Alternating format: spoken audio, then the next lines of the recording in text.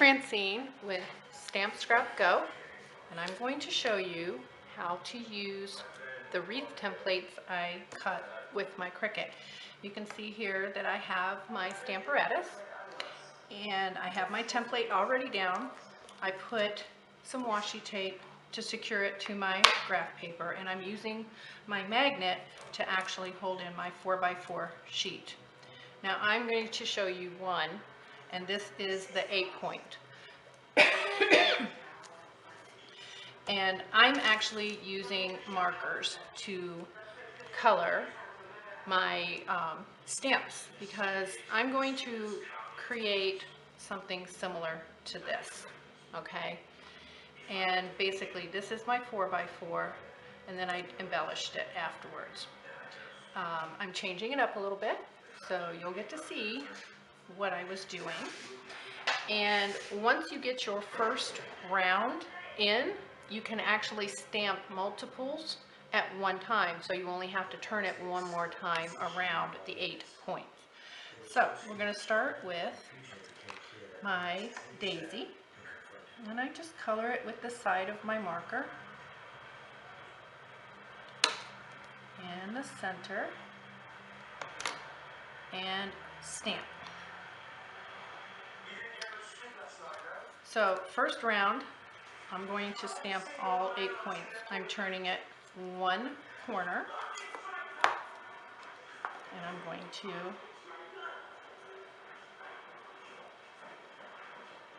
stamp or color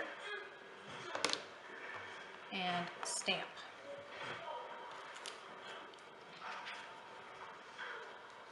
I'm going to go ahead and do this, and if it moves a little bit, it's okay, because this is all the way up in the corner, so I know that it will be fine once I put it back down.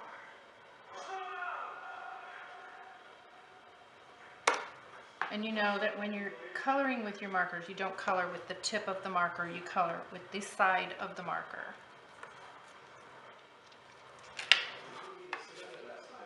So you're always turning it just 1 point.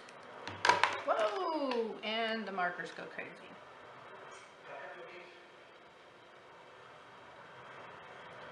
I will include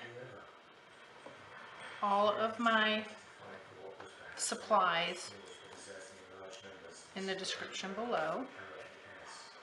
Ooh, I went one too many. See, you can get yourself confused. And if you do that, you can always just go back one. No big deal. It's a lot of trial and error. So I have this 8-point template, and then I have a 12 and a 16-point template. So this is the 12. I'm not sure how well that shows up, but this is the 12 point. And then this is the 16. And mine have broken because I was too rough with them. This is thin material. This is what women use for quilting, and guys, to make templates for quilting. So it is a thin material. You do have to be a little bit gentle with it, but not, you know, super.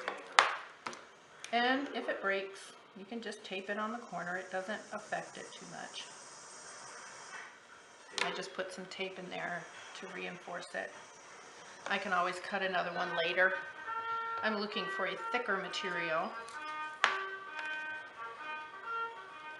to use.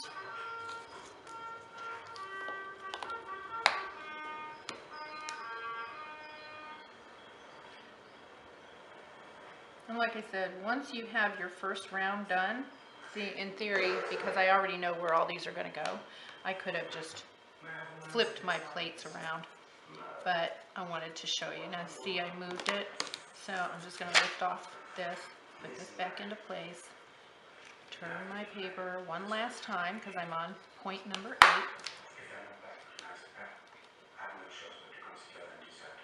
And your markers will not dry out if you leave them setting while you're working without their lids. So once I'm done with the color, then I put the lids back on. It's better than taking all that extra time.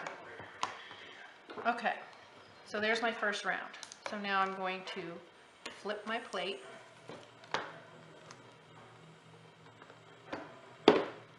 I already know what colors I want this. This is Granny Apple Green and Highland Heather.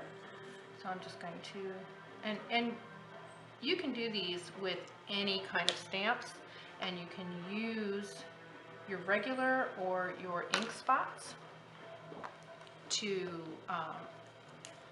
color these in. Now, I've already know what this one is going to do, so I'm going to go ahead and add it in. I decided against the dark green.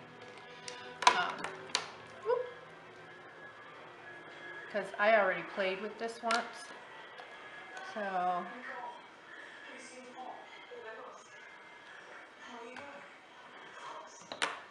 I already know where that one is going to go.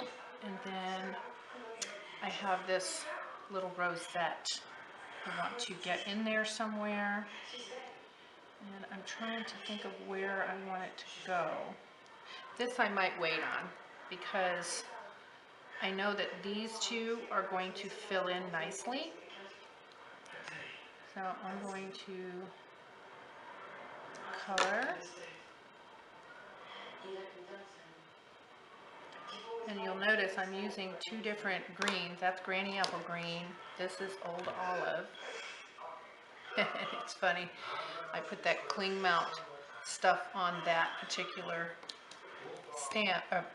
Stamp, so that, because that's an old clear mount one. Older, I should say. It's still active. But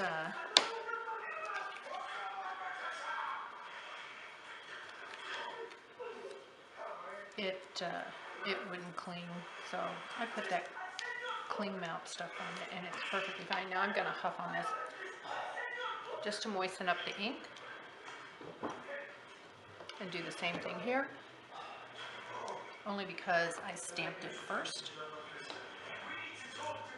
Now I'm going to turn my paper.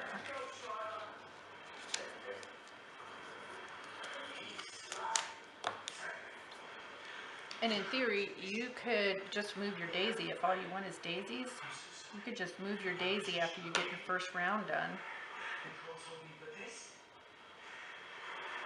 And just make a ring of daisies.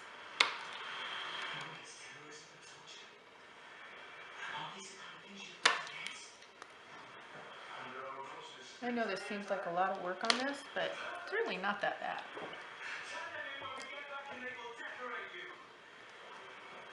I may not have a place for the little rosette. But as you can see, now I'm more efficient with this because I'm stamping them all. And on my next round, I can just turn my plate and stamp all three.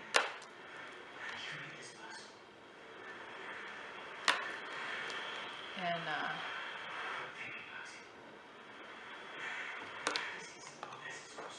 only have to turn my paper one time for the 8 rounds.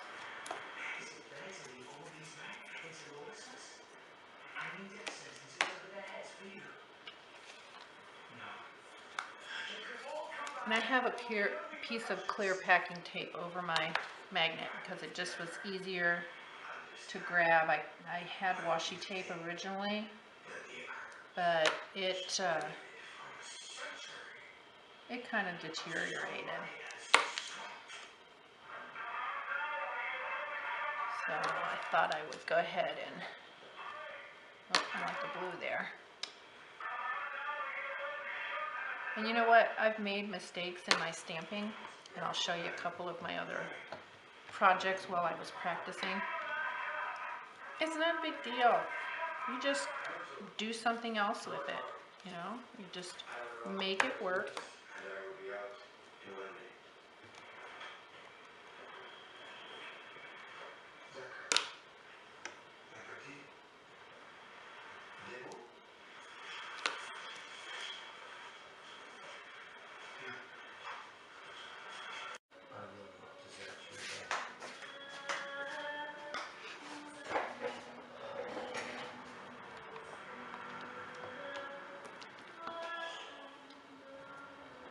got one more.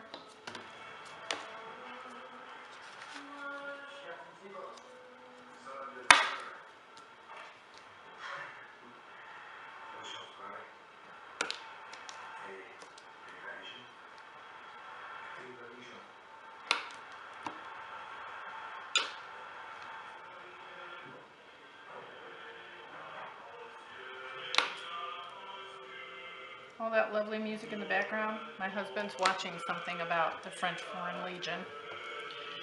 And he's been suffering from a sinus infection and all this, and his hearing has, like, deteriorated. So, I'm wondering, do I want to maybe just put the little rosette here?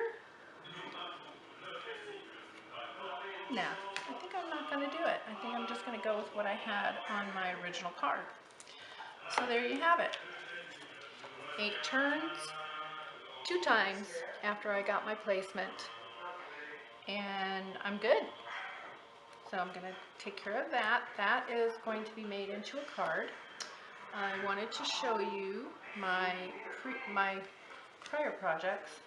As soon as I figure out what I did with them, I just had them in my hands a second ago. So for right now, I'm going to close this. Whoop.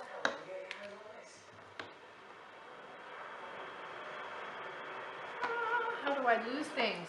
I just had them in my hands. Let me clean this.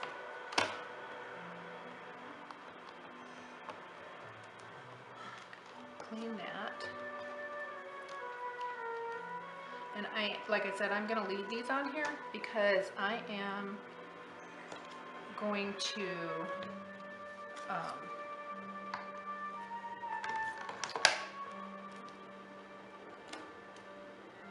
use these as my swap. And I'm going on a trip tomorrow, so this is all going to be, I'm still looking for my examples. I'm going to crank all of those out.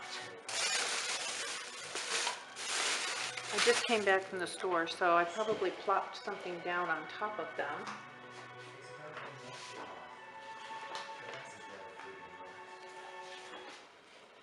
Nope, my Stamparatus was on them. Okay, so here's another one. Very similar to what I did, different, same colors, different posy configuration. I brought it out bigger. And this one I love, the kitty cat. I used Foxy Friends to create the cat. And I started out thinking I could get all of the yarn balls to fit, and I decided I wanted the mouse in there, but when I started out, I didn't think about the fact that the mouse could go in between.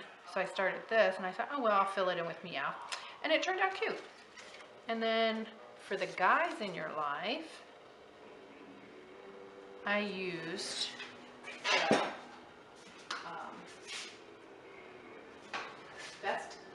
the best catch, and I used this punch, and I just punched out the corners. And then I used my watercolor pencils and a blender pen here. So that is my little tutorial, and I appreciate you hanging out with me.